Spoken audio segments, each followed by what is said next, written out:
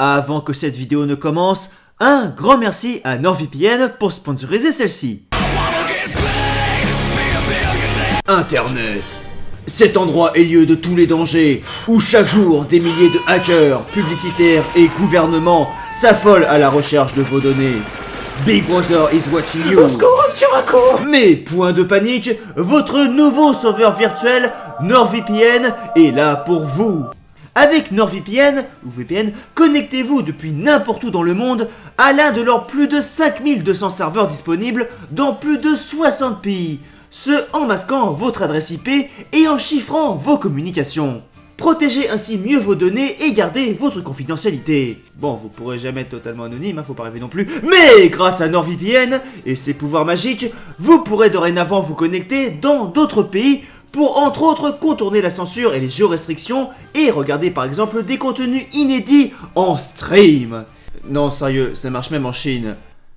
En Chine. Mais ce n'est pas tout. Vous pourrez aussi contourner les limitations de bande passante et augmenter ainsi la rapidité de votre connexion internet et vos téléchargements. Mais comment ça marche, monsieur Racco?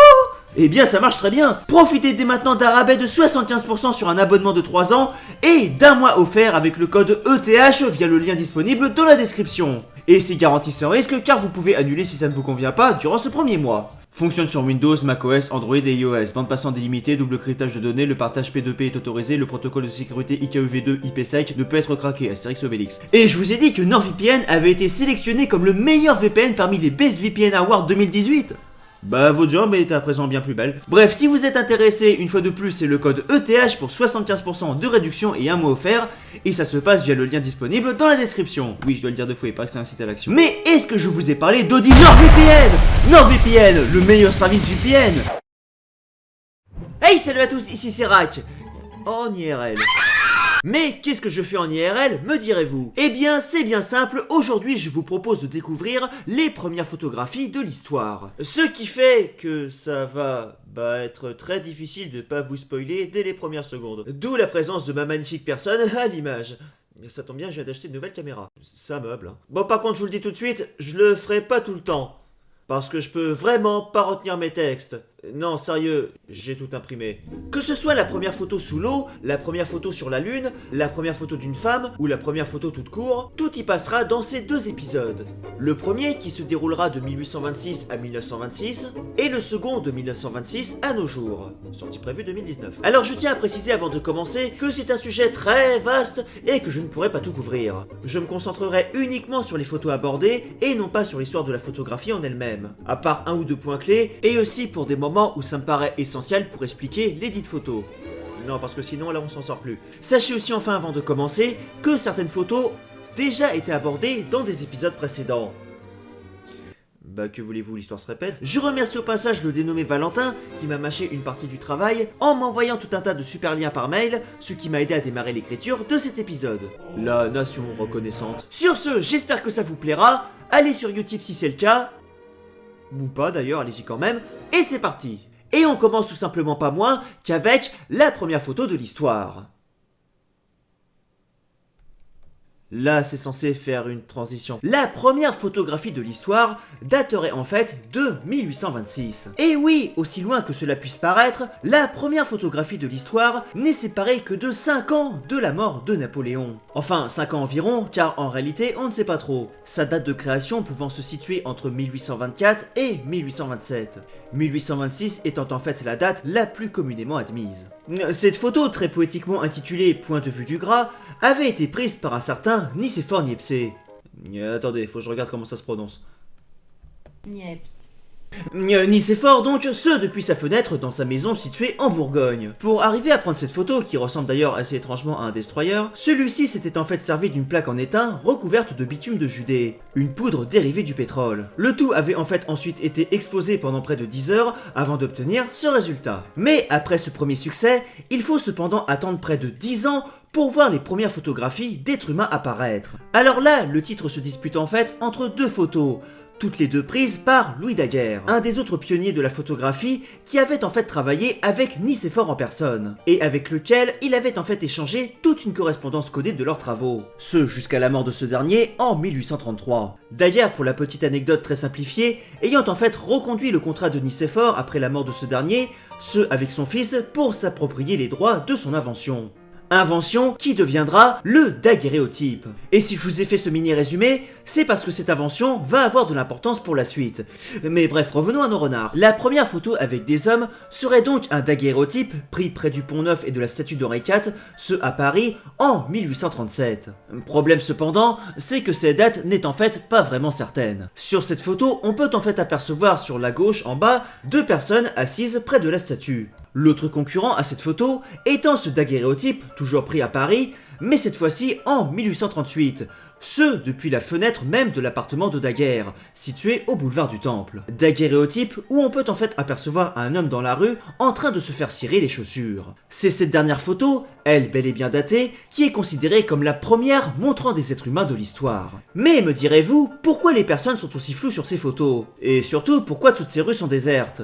Eh bien c'est très simple, à l'époque en fait la sensibilité des daguerréotypes était très faible. Associée à la faible ouverture optique, qui avait pourtant malgré tout été déjà bien améliorée depuis la toute première photo prise par Nicéphore, il fallait tout de même attendre plusieurs dizaines de minutes d'exposition, voire parfois heures, pour réussir à prendre une photo. Faisant que seuls des sujets immobiles, comme par exemple des bâtiments, ou dans le cas présent des personnes ne bougeant très peu, aient réussi à être prises en image. Bien que dans le cas de nos 2 hommes, on peut déjà remarquer que ceux-ci ont commencé à disparaître, car bougeant très légèrement. Le reste des éléments en mouvement, comme les personnes ou les voitures, disparaissant quant à eux totalement de l'image finale. Ce tout simplement car n'ayant pas eu le temps d'être capturés. Donc autrement dit, pour faire simple, si j'aurais voulu faire cette vidéo à l'époque, image par image, ça m'aurait pris 15 ans. Mais bref, avançons d'une année dans le temps, pour cette fois-ci partir à la découverte du premier autoportrait de l'histoire. Premier autoportrait qui va être suivi de la première composition photographique. Une composition mettant en scène une noyade. Mais là, quelques explications s'imposent. Vous vous souvenez du daguerréotype de Daguerre ? Bah j'espère que oui, parce que sinon vous avez un sérieux problème, j'en ai parlé il y a 43 secondes. Eh bien son invention est officiellement reconnue devant l'Académie des sciences le 7 janvier 1839, le gouvernement français faisant rapidement l'acquisition de cette dernière contre argent comptant. Chose qui permet à l'Académie de publier les détails du procédé, ce dès le 19 août de la même année. Et de partager ainsi la découverte au monde entier. Ça rime. Bref, c'est le début de l'avènement de la photographie. Une nouvelle activité professionnelle naissant alors, photographe. Activité dont beaucoup comprennent bien vite l'intérêt financier, et qui va être pratiquée par bon nombre de gens, notamment entre autres des peintres, dont Daguerre lui-même pour la petite anecdote. Bref, à partir de là, ça va être donc l'explosion des expérimentations en tout genre. Et c'est donc dans cette vague de mouvements-là qu'apparaît le premier autoportrait en octobre de la même année. Il s'agit de celui d'un certain Robert Cornelius. Pas celui-là. Portrait qui avait été réalisé devant sa boutique familiale en Philadelphie, ce via l'aide de tests réalisés par un Français prénommé Hippolyte Bayard, qui avait, grâce à plusieurs expérimentations, rendu la pose de plusieurs dizaines de minutes, voire heures, à seulement une quinzaine de minutes. Ce via un procédé inventé par lui-même de photographie en positif direct. Je ne ferai pas l'explication. Bon, je vais pas rentrer dans les détails, mais en fait, pour faire simple, sachez qu'il avait réussi par lui-même un dispositif fonctionnant différemment de celui des daguerréotypes. Le truc, c'est que durant les tests de Hippolyte pour son invention, effectués au printemps de la même année, soit 6 mois avant le portrait de Cornelius, celui-ci, pour ses expérimentations, avait lui-même réalisé des autoportraits. Des autoportraits pour ces tests qui avaient ici pris plusieurs heures, mais qui, malheureusement pour lui, resteront dans l'oubli et ne retiendra pas l'histoire. C'est ça de rendre service. Sauf que, double pas de chance pour Hippolyte, car au même moment où il avait réussi à mettre son dispositif en place, l'invention de Daguerre avait quant à elle été déjà reconnue par l'Académie des sciences. Du coup, quand celui-ci déposa un paquet présentant son invention à la fin de l'année, le 11 novembre 1839, il était déjà trop tard. Son invention embarrassant alors bien fortement l'Académie des sciences, car la France clamait haut et fort au monde entier que la photographie avait été inventée par Daguerre. Normal vu qu'ils avaient acheté le procédé. Alors que pourtant Hippolyte, lui sorti de nulle part, avait réussi à créer de son côté son propre dispositif fonctionnel. Heureusement pour la France, mais pas vraiment pour Hippolyte, coup de théâtre, entre-temps un Anglais prénommé William Henry Fox Talbot invente lui-même de son côté un procédé de négatif positif supérieur à celui de Hippolyte. Hippolyte qui finit alors une fois de plus relégué au second plan, et qui est finalement carrément mise à l'écart par l'Académie, bien contente de ne plus avoir ce problème de double invention à gérer. Celui-ci recevant alors une rente annuelle de 600 francs, une bien maigre compensation pour ses services, contre les 10 000 pour Daguerre et Isidore Niepce, le fils de Nicéphore. Face à cela, c'est donc la goutte de trop pour Hippolyte, qui décide alors de se noyer.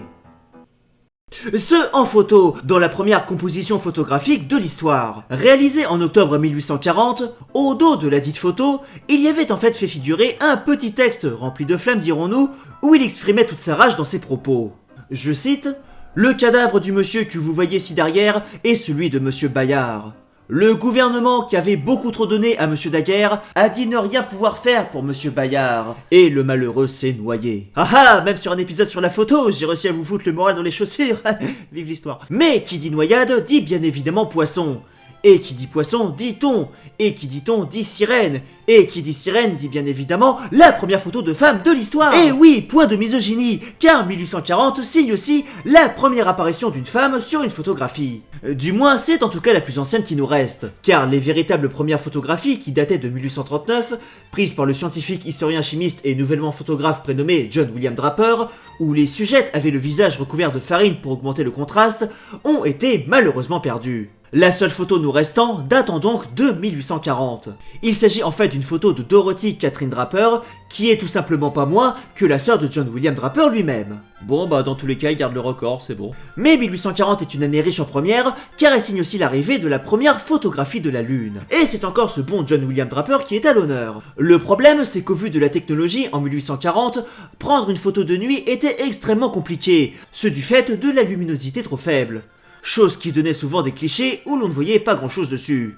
Un défi de l'impossible donc, que John William Draper réussit néanmoins à relever, ce en prenant cette photo, ce depuis le toit de l'observatoire de l'université de New York, avec son appareil en fait directement pointé sur la Lune. L'image a cependant assez mal résisté à l'épreuve du temps, comme vous pouvez le constater. Un an plus tard, en 1841, c'est la première photo d'une partie d'un jeu d'échecs. Photo qui est très probablement la première photo d'un jeu tout court au passage, et qui avait été prise par un certain Nicolas Heinemann, qui est en fait lui-même l'un des joueurs présents sur la photo. Du coup, c'est peut-être aussi la première photo qui brise le 4e mur. 2 ans plus tard, en 1843, c'est cette fois-ci la première photo d'un président de l'histoire. Il s'agit du président John Quincy Adams, 6e président des États-Unis, qui était né en 1767. Donc, autrement dit, l'homme que vous voyez sur la photo est né avant la Révolution américaine. Ça fait réfléchir. Mais celui-ci n'était cependant plus en fonction lors de cette photo. Pour voir la première photo d'un président américain alors en fonction, il faudra attendre 1849 avec le 11e président des États-Unis, James Polk. Un an plus tard, bien plus important, la première photo de buveur de bière apparaît. Enfin, c'est en tout cas la plus vieille qui nous est connue. Elle avait été prise en 1844, ce en Écosse par le studio Alan Anderson, fondé un an plus tôt. Et oui, les Écossais sont les premiers de l'histoire à avoir pris en photo des buveurs de bière. C'est un cliché. Mais et les animaux dans tout ça ? Et oui, moi quand j'ai écrit cet épisode, s'il y a bien une question que je me suis posée, c'est de quand date la première photo d'un animal. Indice, je n'ai pas la réponse. Alors, dès le début de l'histoire de la photographie, en 1839, on peut être quasiment sûr à 90% que des animaux ont été pris en photo. En revanche, il s'avère que trouver des informations sur la toute première photo d'un animal s'avère extrêmement compliqué, celle-ci ayant de toute façon été très probablement perdue. D'autant plus que plus on remonte et moins les photos sont datées avec précision. Je vous ai quand même trouvé une photo d'un cheval datant de 1845, mais je suis persuadé qu'on peut remonter encore beaucoup plus loin. Donc c'est pas faute d'avoir cherché, hein. Mais si vous en connaissez des plus vieilles, n'hésitez pas à les partager dans les commentaires. L'année 1845, outre ce magnifique canasson, signe aussi l'année de la première photographie du soleil. Et oui, du soleil. Prise à l'aide d'un daguerréotype par les physiciens français Léon Foucault et Hippolyte Fizeau, celle-ci avait demandé ici une exposition non pas de plusieurs minutes, mais de seulement 1/60e de seconde. Attendre plus longtemps aurait en effet tout simplement et très certainement donné une image entièrement blanche. 2 ans plus tard, nous arrive cette fois-ci la toute première photo utilisée dans un but journalistique. Il s'agit d'une photo d'un homme arrêté en France utilisée pour un article. Outre son utilisation dans le journalisme, 1847 marque aussi l'année du premier conflit photographié de l'histoire. Et oui, il ne s'agit pas de la guerre de Crimée et des troupes de Napoléon III, photographiée en 1853, qui est souvent montrée comme la première guerre photographiée de l'histoire, mais de la guerre mexico-américaine. Une guerre ayant sévi de 1846 à 1848 et qui a vu le Mexique perdre le Texas, la Californie, l'Utah, le Nevada, le Colorado, le Wyoming, le Nouveau-Mexique et l'Arizona, ce au profit des États-Unis, pour une vente de l'époque s'élevant à 15 millions de dollars, c'est-à-dire environ 6 à 700 millions de nos jours. La photo que vous voyez à l'écran montrant le général américain John Ewell en train de traverser la ville de Saltillo, ce au début de l'année 1847. Une autre photo de ce conflit montre quant à elle la première amputation de l'histoire. Mais je ne vous la montrerai pas pour des raisons évidentes. En 1851, 6 ans après la première photo du soleil, nous parvient cette fois-ci la première photo d'une éclipse solaire. Elle avait été prise le 28 juillet 1851 au laboratoire royal de Königsberg. À ce laboratoire situé en Prusse. Sachez d'ailleurs que cette tentative ne fut pas la première, car beaucoup de photographes avaient tenté par le passé de photographier une éclipse. Mais les images étaient tout le temps soit surexposées, soit sous-exposées. Ce cliché pris par un certain Juan Julius Friedrich Berkowski étant le premier réussi de tous. Mais envolons-nous dans les airs 9 ans plus tard, pour cette fois-ci, la première photo aérienne. Une photo ici non pas prise évidemment d'un drone ou d'un avion, et oui, mais d'un ballon situé à près de 600 mètres au-dessus de la ville de Boston. Pour cette fois-ci, une première photo littéralement à vol d'oiseau donc, que son photographe James Wallace Black intitulera par ailleurs Boston, comme l'aigle et l'oie sauvage la voient. Il avait de l'humour. Un an plus tard, on redescend sur Terre avec cette fois-ci la première photographie en couleur. Réalisée par le photographe anglais Thomas Sutton et le physicien écossais James Clerk Maxwell, celle-ci, qui montre en fait un ruban si vous vous demandez ce que c'est, avait en fait été photographiée sur 3 filtres de couleur, qui réunis avaient permis d'obtenir ce résultat. Au passage, si vous voulez en apprendre plus sur l'histoire de la photographie en couleur, je vous invite à regarder du côté de Louis-Arthur Ducos-Duoron, un véritable génie et pionnier en la matière, dont vous voyez actuellement une des photos à l'écran, et qui a en plus de cela déposé aussi plusieurs brevets qui donneront naissance au cinématographe des Frères Lumière. Citons entre autres succession d'images projetées sur un écran devant des spectateurs, films enroulés sur des bobines et munis de perforations pour leur entraînement, et effets de ralenti, d'accéléré ou de marche arrière. Il envisagea d'ailleurs même le dessin animé. Bon, le truc c'est qu'il était tellement visionnaire qu'au moment où il avait écrit ses principes, la technologie n'était en fait pas encore assez avancée pour permettre de les mettre en pratique. Mais retour à la guerre, car que ferait-on sans elle? De l'art jaune, nous voilà. Attention, une image sauvage de Staline prise en 1894 va apparaître. Il s'agit cette fois-ci apparemment de la première photographie d'une véritable bataille en train de se dérouler. Il s'agit de la bataille de Sedan, qui s'est déroulée le 1er septembre 1870. Sur l'image, on peut en fait apercevoir une ligne de bataille de troupes prussiennes avançant vers les Français. Français dont semble visiblement faire partie le photographe au vu de la direction vers laquelle les fusils ont l'air d'être pointés. Seul cliché connu de cette bataille, sachez que celle-ci sera gagnée par les Prussiens qui feront 104 000 prisonniers, dont Napoléon III. Et on enchaîne 12 ans plus tard avec 1882. 1882 voit le premier cliché pris d'un éclair de l'histoire. Un cliché pour le moins très difficile à obtenir au vu des moyens techniques de l'époque, et bien évidemment de la rapidité de la foudre en elle-même. Mais qui réussit tout de même pour la première fois le photographe William Jennings, qui après ce premier succès, continuera à chasser les éclairs en photo pendant près de 15 ans. C'est bête parce qu'il aurait été à la boulangerie. Mais restons dans la nature avec un autre phénomène des plus impressionnants, les tornades. La toute première tornade jamais photographiée a donc été prise par un certain A.A. Adams, ce le 23 avril 1884 à Garnett, situé dans le Kansas. Une autre photo, réalisée par un photographe amateur, cette fois-ci en août, qui avait été pendant un temps considérée comme la première photo de tornade, sera quant à elle prise cette fois-ci bien plus proche, puisque seulement à une vingtaine de kilomètres seulement de la dite tornade. La prochaine étape étant de prendre une photo de ma mère en colère à moins de 10 km, et on enchaîne 9 ans plus tard avec le premier portrait sous l'eau. Pour ce qui est du premier portrait sous l'eau, celui-ci date en fait de 1893. Et c'est encore un Français, mesdames et messieurs, un certain Louis Boutan, à qui l'on doit celui-là. Et le moins qu'on puisse dire, c'est qu'il fit preuve de persévérance, puisqu'il essaya en effet pendant des années à prendre cette photo sous mer. Il avait ainsi essayé de noyer l'appareil sous l'eau, ou encore de l'enfermer dans une boîte sans succès, avant d'avoir finalement eu un jour la révélation ultime, utiliser un scaphandre étanche pour y insérer l'appareil. En revanche, le dispositif était tellement lourd qu'il fallait pas moins de 3 personnes pour soulever l'engin à terre. Et une fois de plus, par manque de lumière, toujours elle, il avait dû carrément utiliser des arcs électriques fournis par des batteries pour faire office de flash sous l'eau. Et pourtant, malgré tout cela, l'exposition pour prendre la photo dura plus de 30 minutes. 30 minutes durant lesquelles lui et son collègue, ici pris en photo, durent donc rester immobiles sous l'eau.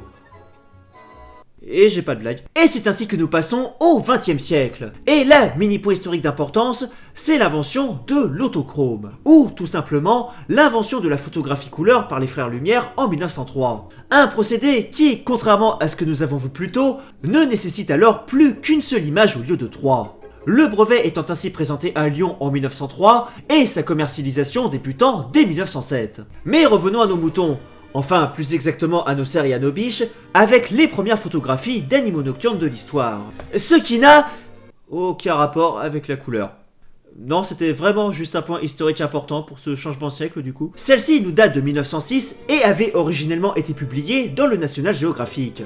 Ces dernières ayant été prises par le photographe Georges Chiras, qui, pour arriver à ses fins, avait en fait utilisé deux méthodes. La première est qu'il se laissait en fait silencieusement laisser flotter sur l'eau, ce dans l'obscurité totale, avant de prendre en photo avec un flash le moindre bruit provenant à proximité. Rudimentaire et moyennement efficace. La deuxième, bien plus ingénieuse, est qu'il avait en fait conçu un système de piège photo, le tout premier en son genre. Un système qui utilisait en fait un fil de déclenchement pour activer un flash au magnésium. Fil où se trouvait en fait un appât. Autrement dit, quand les animaux essayaient de prendre l'appât attaché au fil, ils déclenchaient en fait leur propre photo. Bon, par contre, le côté un peu moins cool, c'est que le dit flash était tellement puissant qu'il pouvait aveugler temporairement Chiras et les animaux. En 1913, on dit bonjour au gros plan et à l'horreur, avec cette photo d'une araignée loup de David Fairchild. Ce pour son article The Monsters of Our Backyards, traduit en français par Les monstres de nos jardins.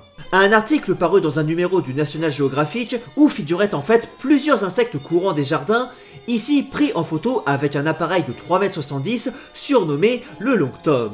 Bon, par contre, je vous avoue que je ne sais pas si ce sont les premières photos avec des plans aussi gros de l'histoire, mais en tout cas, chronologiquement parlant, c'est les plus vieilles que j'ai réussi à trouver. Et les gens se demandent pourquoi j'ai peur des insectes. Photos qui d'ailleurs, selon ma petite théorie, ont sûrement contribué à inspirer un bon nombre de nanars par la suite durant les années 50. En 1920, nous faisons un énorme bond dans le futur avec la première photo de type selfie, prise comme aujourd'hui avec un appareil tenu en main vers soi. Prise en 1920, cette photo, prise par 5 hommes, eux-mêmes pris en photo en même temps, était en fait celle des photographes principaux de la Brian Company, un studio fondé à Manhattan en 1892 et qui existe encore de nos jours. Ou alors c'est des voyageurs du temps. Et enfin, pour finir cet épisode, la dernière photo d'aujourd'hui, il s'agit d'une photo prise en 1926, soit 100 ans pile après la toute première photo. Il s'agit de la première photo en couleur prise sous l'eau de l'histoire. Et plus exactement une photo en couleur d'un hawkfish, un poisson aussi appelé capitaine en français. Poisson qui avait été photographié pour le compte du National Geographic, encore et toujours eux, ce par le docteur William Longley et le photographe Charles Martin. Ce à l'aide d'un équipement de caméras encastrées dans des boîtiers étanches de plusieurs kilos et de poudre magnésium hautement explosive, servant à faire le flash pour le cliché sous l'eau. Les deux hommes, outre cet exploit, seront d'ailleurs des pionniers dans la photographie sous-marine et réaliseront bon nombre d'autres clichés pour le National Geographic. Et c'est ainsi donc que se conclut l'épisode d'aujourd'hui. Sur ce, j'espère que cet épisode vous aura plu. Si c'est le cas, on se donne rendez-vous le mois prochain pour la suite de celui-ci. Où cette fois-ci, vous l'aurez compris au vu des avancées technologiques, on quittera la Terre pour s'élever vers l'espace. Amis complotistes, bonjour. Alors je ne sais pas si je vais enchaîner directement les deux épisodes ou en mettra entre deux. On verra selon... mon humeur. Sur ce, si ça vous a plu, n'hésitez pas à me soutenir gratuitement ou pas gratuitement sur Tipeee et Utip, à acheter mes t-shirts, mes livres, et que sais-je d'autre encore, ainsi qu'à me retrouver sur Twitter, Facebook, Discord, ainsi que ma chaîne secondaire. Sur ce, en tout cas, je vous dis portez-vous bien et à bientôt pour une prochaine vidéo.